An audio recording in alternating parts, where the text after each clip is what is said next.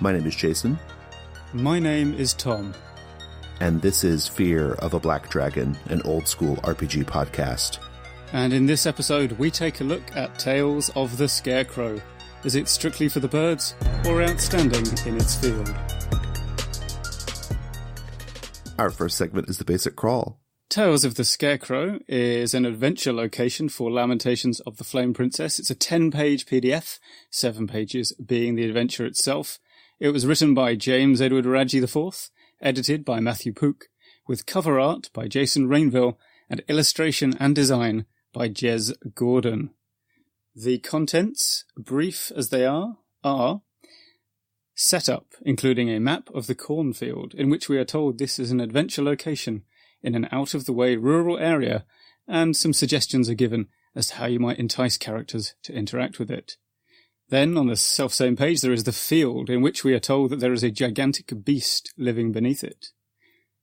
Then there is the scarecrow, the farmhouse, the water pump, the horses, which are dead out the back of the farmhouse, the harpsichord, we're inside the farmhouse now, the men, 3 of them, a couple of them dead, the sword which is uncertain, the spellbook, and finally the Tales of the Scarecrow, a mysterious volume that we will talk about in some detail in a moment.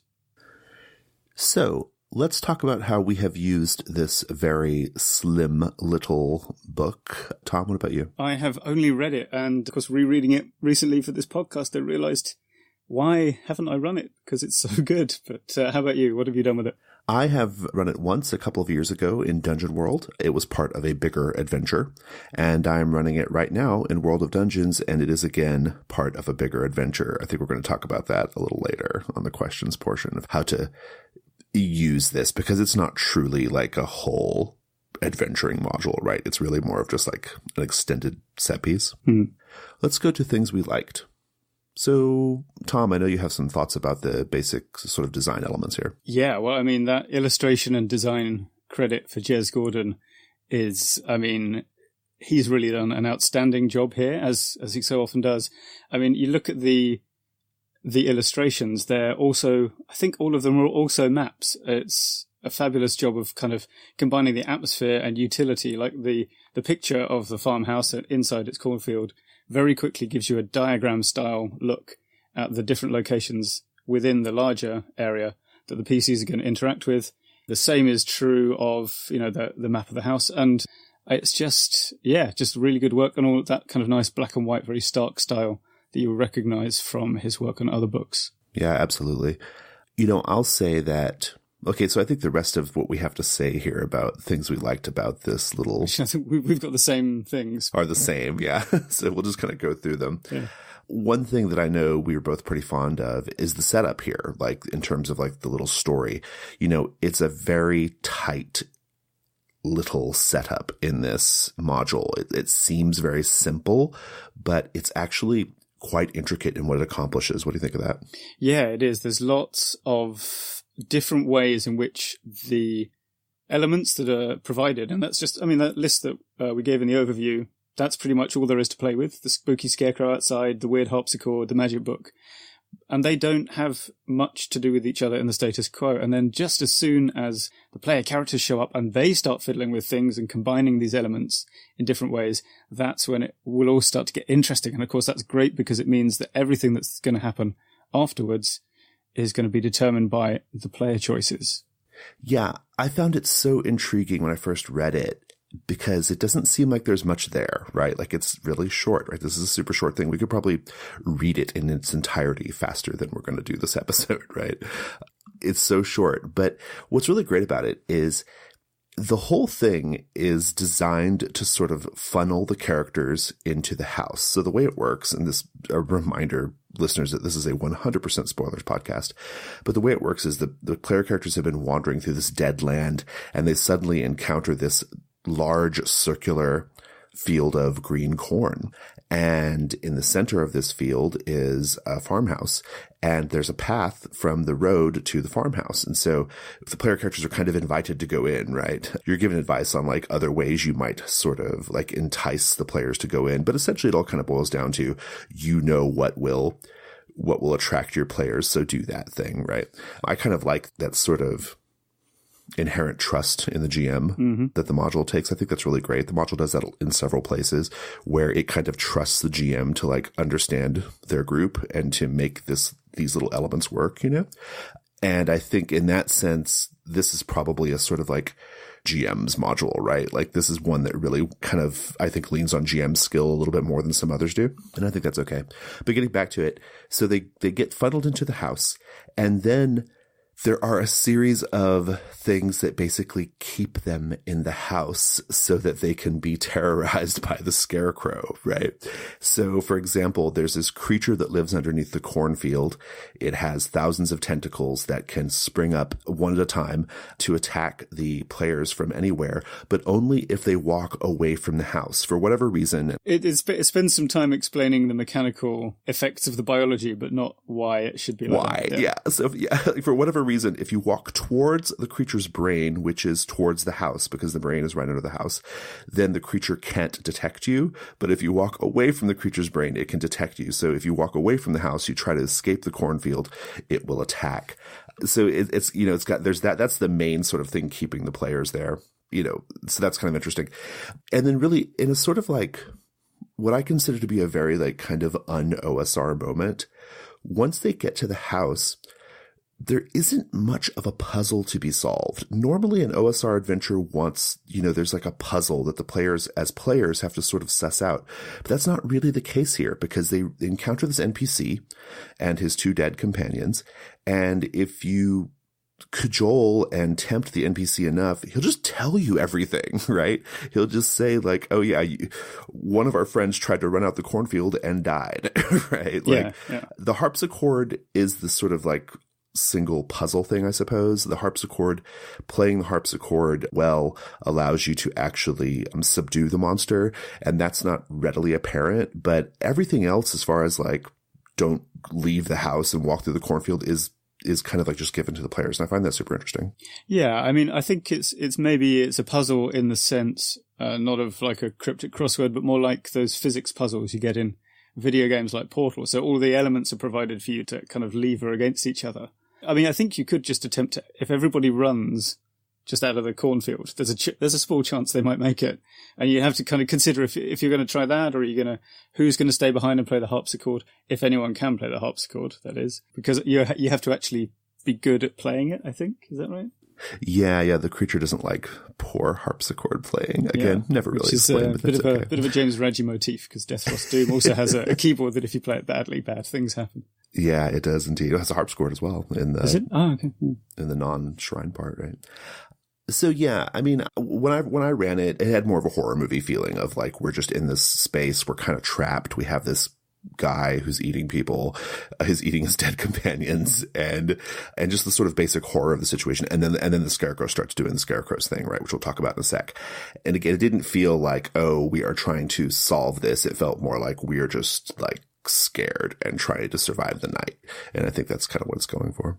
Yeah, and of course, just it's that hot air balloon puzzle thing. Who is going to be sacrificed and remain here, or who's going to be kicked into the corner to deal with it? Like an inter-character drama, as well as just the sort of physical decisions to make. Yeah, absolutely. The other thing that I know we have in our notes here is the actual Tales of the Scarecrow book. So the way it works, listeners, just so you have the proper context, there's this book in the house. There are two books, actually. And one of the books is the Tales of the Scarecrow. And it is essentially just a bunch of stories, fairy tales and things that involve this, that have a scarecrow motif or a scarecrow in it. But there's a meta thing where the players are invited and indeed told that they have to create a little story, like one of the stories in the Tales of the Scarecrow.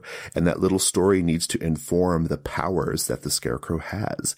And everyone turns that into the GM, like what is the power that the Scarecrow has, and the GM then sort of like judges them and decides which one is the scariest and most awful and most dangerous, and then gives that player's character an experience reward. I found this super fascinating. What do you think?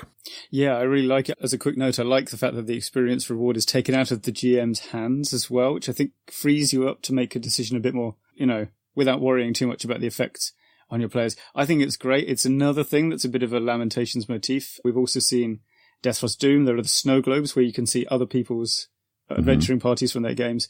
And that one with the scary rabbits that I can't remember the name of, there's like a whole thing where you talk about the player characters and their experience point totals, as game constructs. And yeah, this is a great sort of bit of stepping out of the story, a bit of meta gaming. It's certainly meta textual. And yeah, it's just fun, basically, isn't it? It's like in Monster Hearts, the version of the move where it's what's the worst thing that could happen here. And then, you do. Yeah, exactly. Right. Yeah. Or my own game, The Between, which I've never talked about in this podcast. So sorry, listeners, you have no context whatsoever.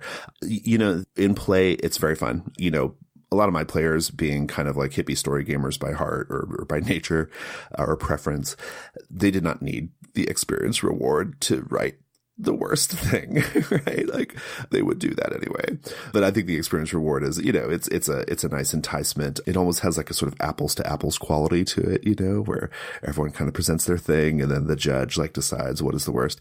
But the practical effect is really great because then that's the thing that the Scarecrow does, right? So whatever that player described, that's the Scarecrow's powers. And then the Scarecrow begins terrorizing the party. And that sort of connection, that dawning realization on the players when they realize that what's happening here is really great. Like they have this little moment. Oh, this is fun. Maybe we even like tell our little stories. Like we did that in my game. We actually I had them actually like tell the little story, right, of their little tale of the Scarecrow, right? And we do all that. And then suddenly the Scarecrow is doing that really terrible thing that they just talked about, right? So yeah, it's pretty cool. Yeah, because I wanted to ask you about that, if you stuck to the text as written with the submissions being secret, because I think that would have an interesting effect. And like the one person who realizes, oh no, this is my story. Right, yeah. I mean, have you tried it that way around as well? I have not. I'm in the middle of it right now. They're not quite at the farmhouse yet. I may try it that way this time just to see how the difference is. I personally kind of more, when I ran it in Dungeon World a couple years ago, it was more fun to sort of like it was almost like we were sitting around a campfire telling ghost stories, right? It was that kind of thing. It had that kind of quality to it, right? But yeah, I think doing it the way the book says is probably also very good. So let's go ahead and that's a great segue. Let's go to the questions that we had about this. And I think they're all just your questions, Tom. Yeah, they're just sort of pretty banal, practical questions. So like the section on the 3 men who are inside the house, that seems like a lot of text compared to the other things in here.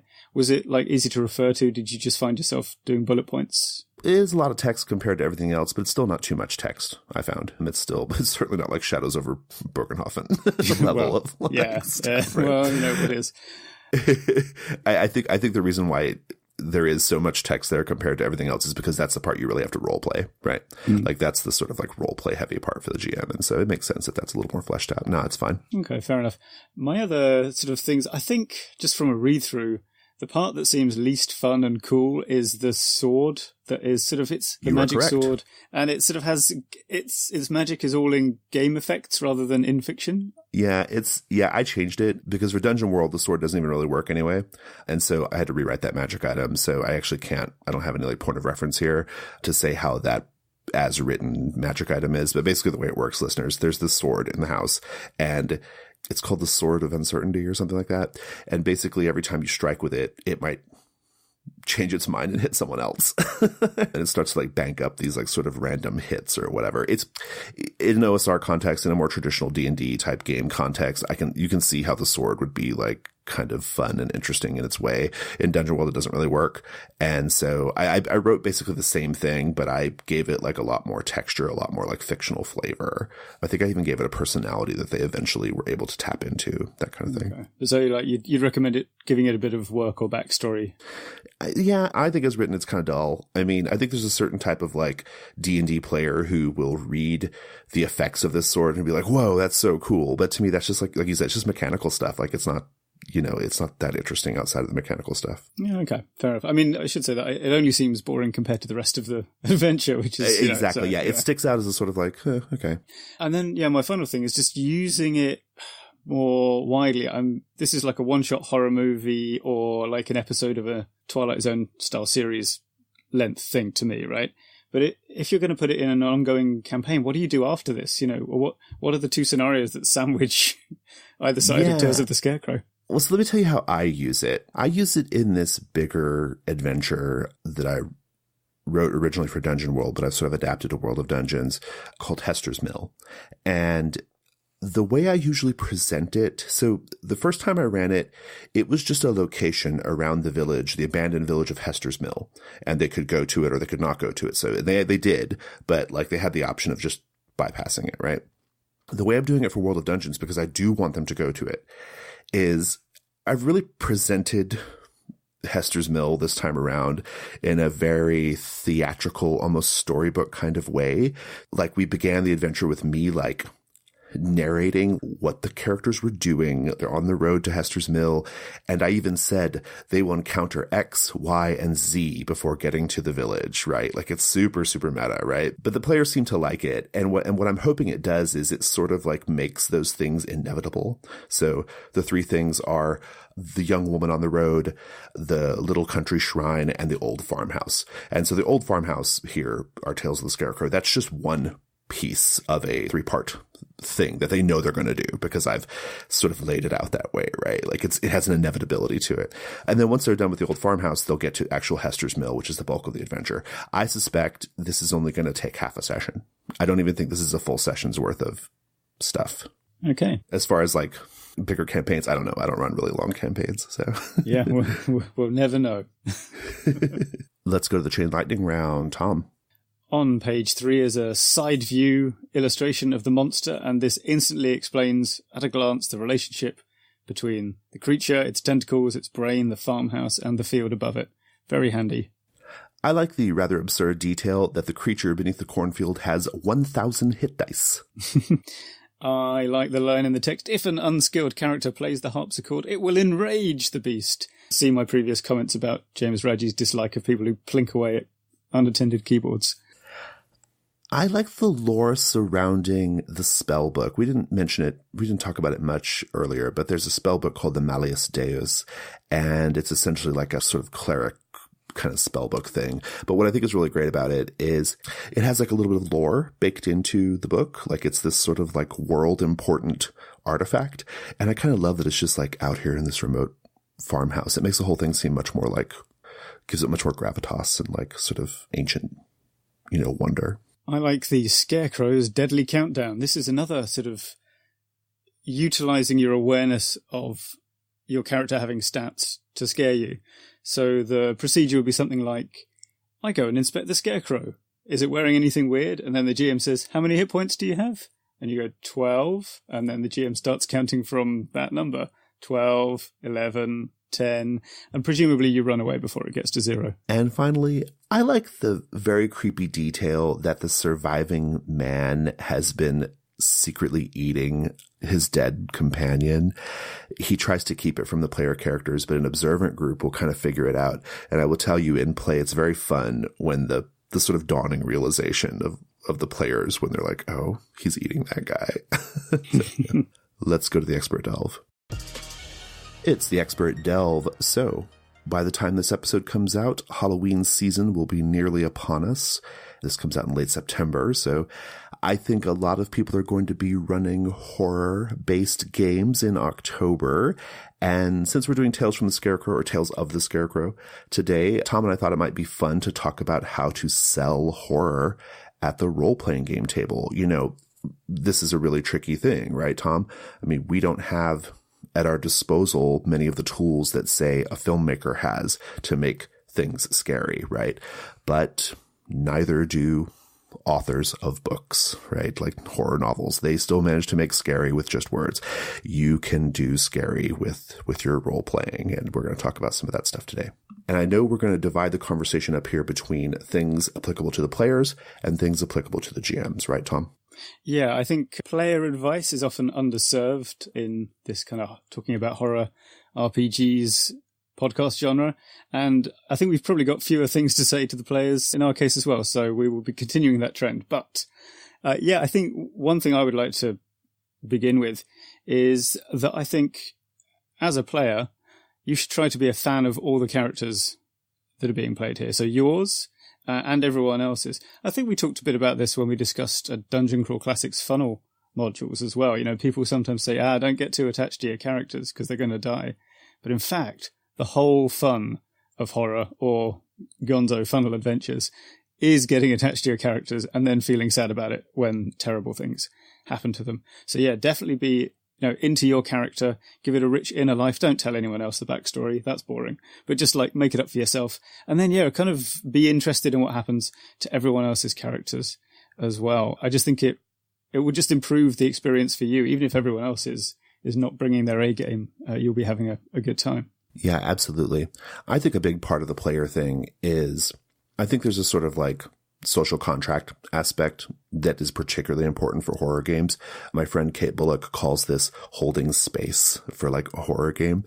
And the idea here is it's all about like managing and particularly setting expectations before the game begins, right? So that everyone going into it is ready to sort of do horror, right? I think the really simple things, the sort of mandatory things, you have to have a conversation about the tone of the game.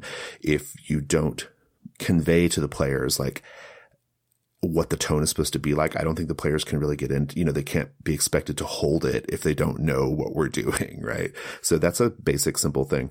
But I also think that one of the dangers in a horror game, one of the ways that you as a player can derail it, and, kind of piggybacking off that, is you choose the wrong moments to release tension, right? Like you choose the wrong moments to like be jokey or whatever, right? And those are the things that I think like players need to be really conscious of. Like, how is my behavior at the table supporting or breaking the tone that we're going for here? And so one of the things I think you can do to sort of like, quote, hold space is you can do like little pregame rituals in addition to your tone conversation. So this sounds a little ridiculous, but just bear with me. There's a really fantastic game that I love and I've played a bunch called The Society of Dreamers. It's a horror game. And in the beginning, you actually do this player ritual where all the players go to the four corners of the room and they like scream and laugh and go crazy in the corner of the room to, quote, chase away the spirits, the bad spirits. It's kind of silly at first, but the great thing about it is once you do it, you have kind of gotten the sillies out, right? And you're ready to kind of sit down and be a little bit more serious. I think you can do something like that to help your players like maintain the right tone. And so I'm going to throw it back to you, Tom. My basic point here is like players need to be really conscious of like how their behavior breaks tension. Yeah, I think that's right. I hadn't considered, rituals before the game to do that. I think that's a great idea. I'm also just an advocate of, reading the room and when it's the wrong time to break the tension and do a quick gag. That doesn't mean don't do jokes. During the bits when you're kind of relieving the tension, the low anxiety moments of the horror story, definitely do all the jokes and kind of banter like in Aliens. Especially if you're being a fan of the other characters, it's a bit easier because you're invested in what's happening to them. But it's you often see players who kind of switch off when they're not the focus, and they're the ones who tend to, well, either do that, they chip in with a quick gag about something that's just happened, or they just kind of, other people look around, they're having an intense moment, and they look across and someone else is checking their phone or, reading up on the rules for something, and that really drains it. So yeah, focusing, but also I think, you could create a little ritual for pretty much any scenario you're going to run, and it would have to be something that's a little bit, well, formalized because it's a ritual, but also slightly embarrassing. Like maybe if you're doing, the thing off the top of my head right now is if you were running, what's the name of that Call of Cthulhu scenario on a submarine? Is it Under Pressure? Something like that? I think that's right, yeah. Just like get everyone to sound off on the roster with their name and rank around the table. And after that, everyone's, oh yeah, that's a bit embarrassing. But you've also, like you say, you've taken that pressure off. You've gotten the sillies out. Yeah, absolutely. You said earlier that like a lot of players know when they're being disruptive. I think a lot of players don't know when they're being disruptive. I really do. I think players know like, okay, if I make a joke that's disruptive, players know that. They should. But there are other things that players do that I don't think they realize that they're actually breaking tension, right?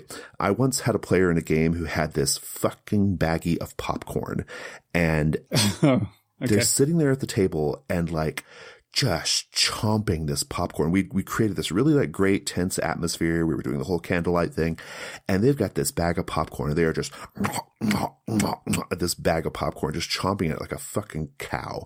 And it was so annoying. and it was one of those situations where I didn't want to be like, could you please? Like, it's that kind of thing. And I don't think the player understood. Like, I don't think the player knew like what they were doing, right? They were totally breaking the mood of the game.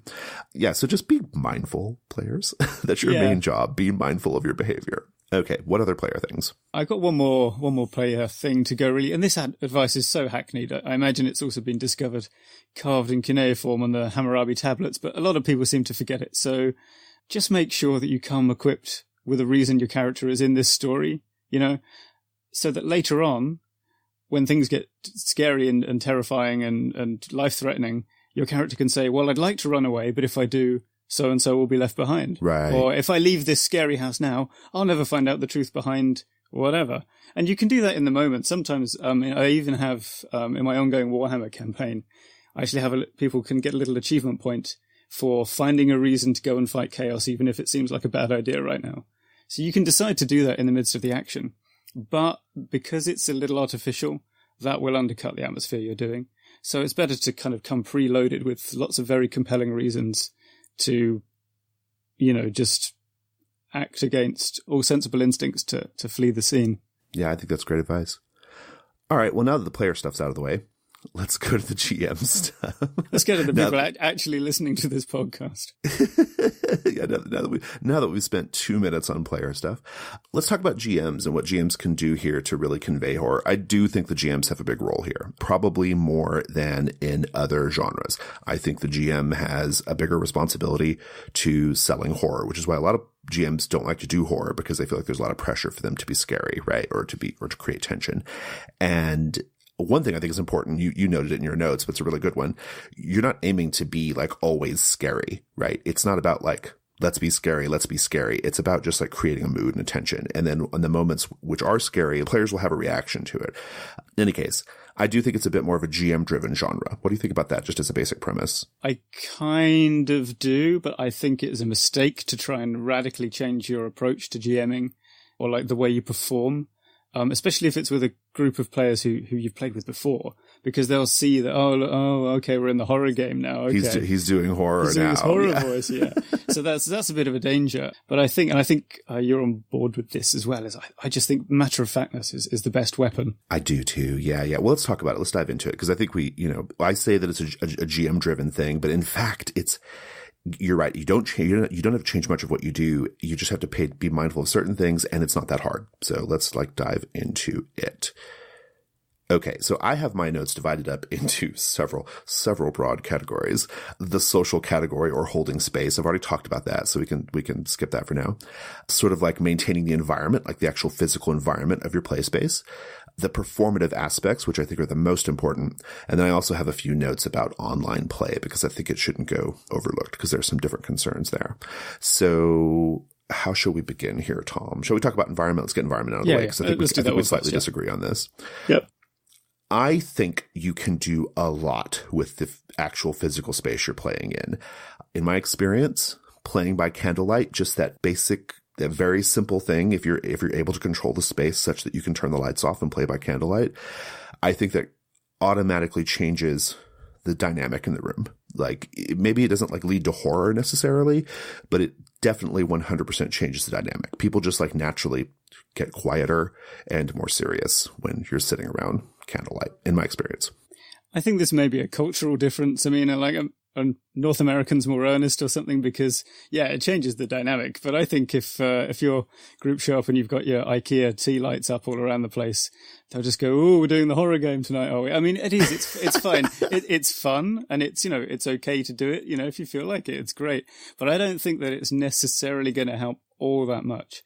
That said, I do think it's helpful to kind of remove things that are distracting. Like, for example, if your room normally has a life-size cardboard cutout of John Elway, maybe put that in a different room, so people aren't looking at it while they're thinking about something scary. That could be kind of scary in its way, though. I guess so, yeah. It depends. It depends. You think of that, that old, that urban legend about 3 Men and a Baby, where there's supposedly a ghost in the background, right? A ghost boy. That's just a cutout of Ted Danson.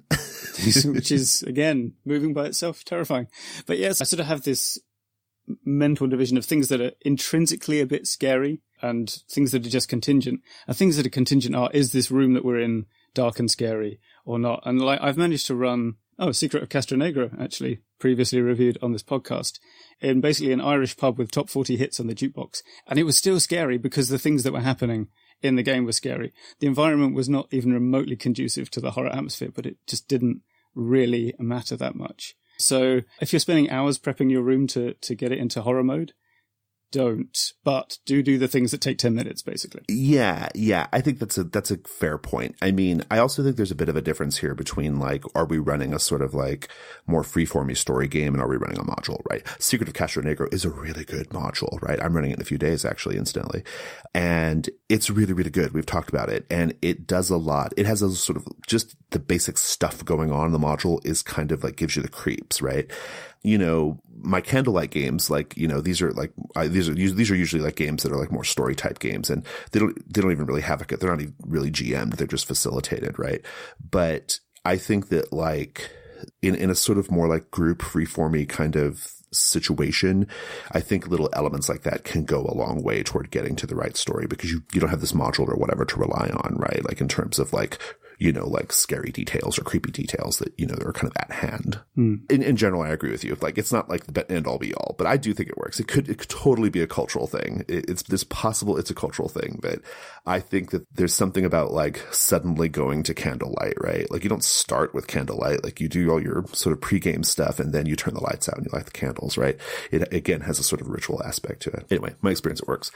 Another environmental thing I want to say that I don't actually know if I agree with this one, but this came up in another conversation I had before. I think it was Kate who recommended this, but she recommended like making the room temperature slightly uncomfortable, like too hot or too cold. Oh, just as a way of like putting the players on edge, which I thought was super interesting. It's interesting. I don't know if it would work here in Hong Kong where everyone's always either too cold or too hot, but yeah, maybe. I don't know. That is interesting. Yeah, I don't know. I thought it was an interesting idea. I've never done it, so I don't know, but interesting idea. No, I've never done it deliberately, but I have been in cafes with freezing cold aircon.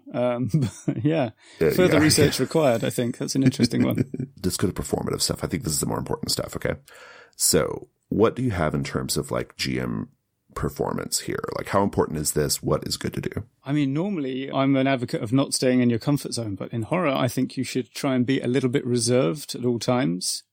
Keep it, you know, just don't overdo it. There's a whole genre of horror tips, you know. Oh, this guy's such an amazing keeper of Call of Cthulhu. I went to a con game and he didn't sit down for the whole thing. He just stalked around the table. I would just find that annoying. I can't stand it. There's a legendary keeper in UK Cthulhu circles who would approach people at conventions, ask them what they were most scared of, and then write it down for later. And I just always thought, oh, mate, do not do that. I mean, so I tend to think just don't try too hard. You can get away with a lot of just reserved. So in fact, my cheesy presentation tips are both on that front.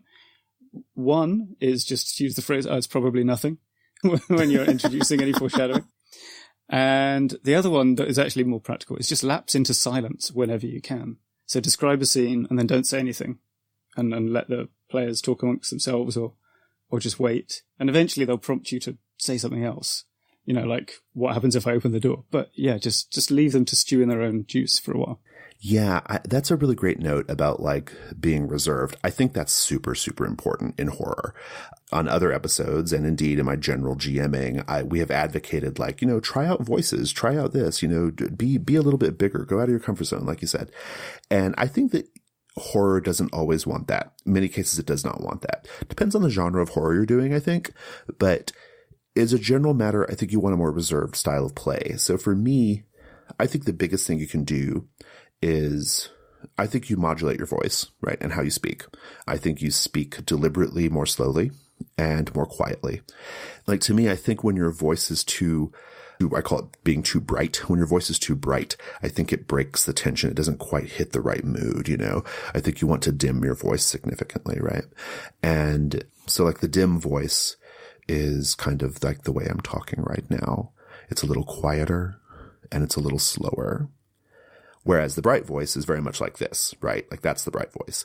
And I think that like just that simple change goes a long way toward creating the right feeling at the table. Very, very easy to do.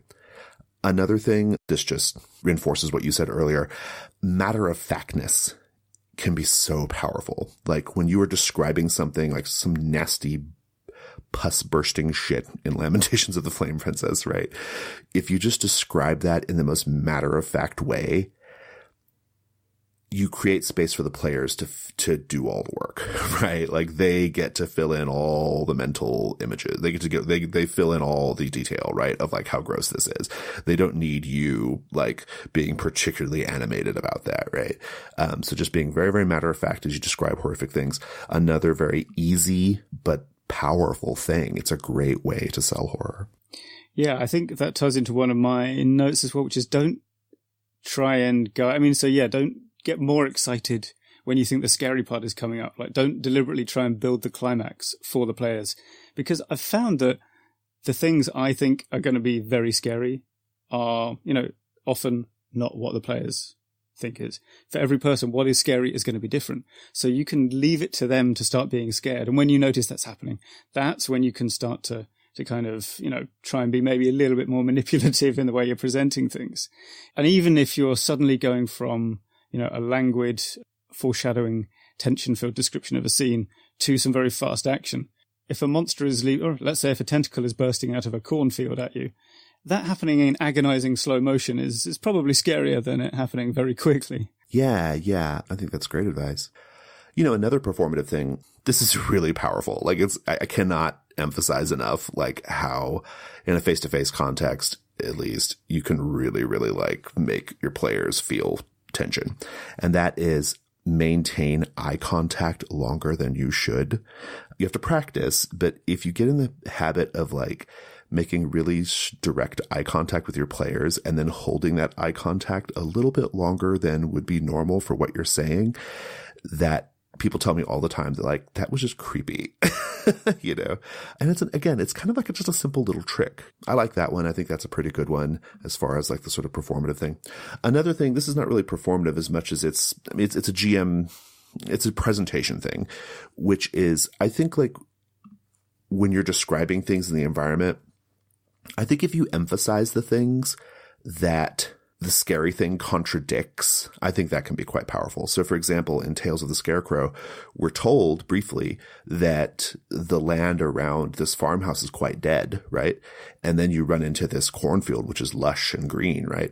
In my run of it right now, it's going to be another whole session before they even get to the farmhouse, but I am already laying the groundwork for how dead this place is, right? I have the players constantly tell me, or we tell each other, like just how dead things are, right? Like, lack of wildlife, like everything's just dry and desiccated, so that when they finally do hit that green cornfield, that should set them on edge. I don't know if that's scary, but it's definitely going to like signal to them, oh, I should be unnerved right now. Yeah, I think a motif of something that's out of place is great for announcing the arrival or, presence nearby of whatever your threat is. So, I mean, especially good are things like distinctive smells. Like there's the smell of lavender in the air, or especially a cloying scent of lavender. That's always good. Or, classic things like whistled nursery rhymes, all that kind of thing. I mean, that's from The Wire. That's just Omar's coming, but it still works. That's pretty scary. Yeah. Awesome. Is there anything else you want to add to just the sort of performative aspects? There is, although arguably it's not really performative. I mean, in the longer term, it's about, preparing your scenario. But also during play, I think it's great to try and think in terms of setting up dilemmas for the characters, thinking about what's the, if you're running a PBTA game, is what's the terrible cost I'm going to give them if they have to make a decision on a 7 to 9 act under fire. So basically, you need for them to know what the costs roughly are going to be of their two options that they have when they find themselves in a sticky spot. I think that dream sequences are frequently the worst thing in horror because you have no baseline for knowing what your action is going to do. I know if it's, maybe I can run to the car before this person catches me. In the real world, that's a thing I know. But if I'm playing a character who's having a dream, I mean, that could go either way. It's just boring. But what you really want are things like, have you ever seen the TV show Luther with Idris Elba? I have not, no. Also Under the Wire. It's a very wire-heavy connection, this episode. It's a slightly preposterous show about a homicide detective that works as long as you don't think about it too hard. But it often has like a kind of sequence where the serial killer or whatever does the killing. And there's one episode where a woman has just seen her husband be stabbed upstairs in the bedroom, and she's hiding in the airing cupboard. And you just have this long, agonizing bit where the killer is nowhere in sight, And you can see her trying to decide, do I make a break for it to get to the phone or the outside, or do I stay in here and hope that he doesn't find me? And that dilemma, that's what's scary in horror. Being attacked by a guy with a knife is, scary in an adrenaline fight or flight sense. But horror gaming is all about having to make that terrible decision. Yeah. Going down into the basement or not. Going back to Tales of the Scarecrow, who's staying here to play the harpsichord? Yeah. Right. Yep. Or who, if we begin running across the field, who's going to take one for the team, right? Like that kind of thing. I want to have a couple of notes really quickly, or say a couple of things about online play, since I almost exclusively play online these days. I do think that online play creates a lot of challenges in terms of selling horror, and yet I am frequently complimented on my ability to run a good horror game and to create genuine tension and scares. And I think that there are a few notes I want to share. So first of all, there's certain things you can't control, like the environment. The environment notes, that's out the window. There's nothing you can do there. But all the other things work about, like, holding space for horror, maintaining the tension. Many of the performative aspects function pretty well online. Certain things you can't quite do as well. The way you use like glance or whatever, like, is not as easy. That said, I think there are a few things you can do. I play in the dark in my room. The only light is the illumination of the computer screen. And this sounds super cheesy, but I can't emphasize enough how good it is. I use the brightness of my screen as a device to mimic kind of what's going on in the game. So if I am describing something hiding in the shadows, I turn down my computer screen so that as I'm saying it, I am not visible on screen. I then turn it back up when we're in like more of a lighter moment. So I kind of like use these like subtle gradations of like the illumination of my face to like indicate like things are changing or different or scarier. I like to play with the camera. The way I move my hands and my face toward the camera, the moments when I look directly in the camera, that those are all like things that can help like emulate some of that. So being a sort of like horror GM in an online space is definitely more challenging, but you can do it. And it takes practice, but you can definitely do it. A lot of it though does just boil down to some of those like really simple things we've already discussed, like how you talk and how you describe and foreshadow. All right, let's go to companion adventures.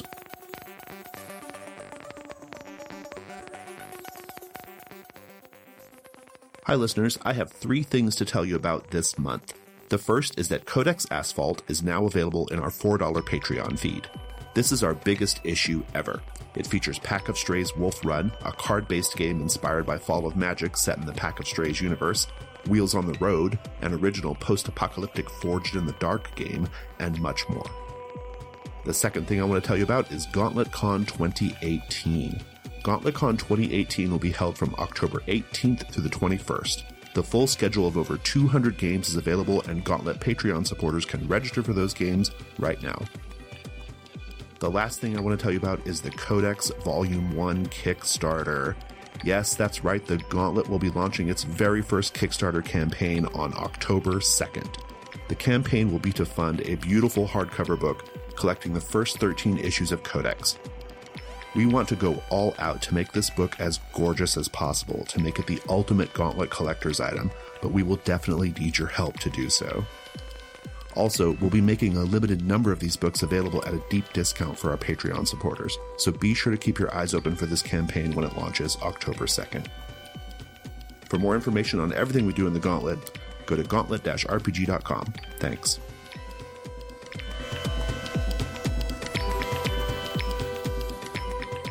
Okay, it's the companion adventures. I'm calling it Audible. I've got one that I only have on my notes here. I want to just throw out for the very well-regarded horror game Bluebeard's Bride. That's a great game just in and of itself, but one thing I want to say about Bluebeard's Bride, when we're talking about this sort of performative aspects of running a horror game, it has this thing which, when you first read that this is a thing you have to do, you think, what the fuck? Do I really have to do this? But yes, you do have to do this. You actually read a story you read the Bluebeard fairy tale before you begin play. And it's long, and you're wondering, why are we doing this initially? But it starts to become apparent. Reading the Bluebeard's fairy tale is your chance to be the performative GM, right? It's like the easy thing, right? It's like, I get to like do a little bit of practice of like, maintaining tension, being creepy, like, playing with my voice. And all I have to do is read this thing. Right. So I think that's a great thing. It also kind of goes to a sort of ritual. It has a sort of ritual element to it as well. That's my first recommendation. Tom. All right. I'm going to kick off with a film. I mean, honestly, recommending a film for this is just almost pointless. It's just the gamut of all horror films you can think of. Right, This has been well covered. But I think when I was trying to think of what's a film I've seen that has a good scary cornfield and scarecrow combination, and that film is, of course, Sleepy Hollow from 1999. And I think I thought of, but yeah. It's quite near the beginning, the bit with the scary scarecrow, so you don't have to sit through and watch the whole film if you don't feel like it. I have a film recommendation as well, and when I think of scary things in a cornfield, I think of The Children of the Corn, the original. I can't remember what year it came out, but late 70s or early 80s. I have to imagine this was an inspiration for the module because it actually has like a Cthulhuoid monster hiding beneath the cornfield, right? Yeah, it's just a good movie too. It's not like amazing, but it's got a couple of good scares and a couple of good visual things. All right, yeah, I've got some music as well. It's a general recommendation for the dark ambient jazz group Buren und der Club of Gore, who are obviously German, and I think all of their oeuvre would be, useful for some creepy but not obviously on the nose horror soundtracks. But especially their album Black Earth is particularly appropriate because it's a lot more in the dark ambient side of things as opposed to their other albums, which are a bit more moody, depressing film noir.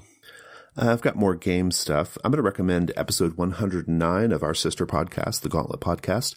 In that one, myself and Kate Bullock and Michelle Lyons McFarland, who helped put together the Chill role-playing game, the new one, we had a whole hour of like just talking about horror gaming. And we talked about many of the things that we talked about today, but we also talked about other things like sort of like cultural aspects, different types of horror genre in gaming, and aftercare as well. So it's a pretty good conversation. Cool. And my last one is another game product. And this is specifically, I think, a companion piece to Tales of the Scarecrow.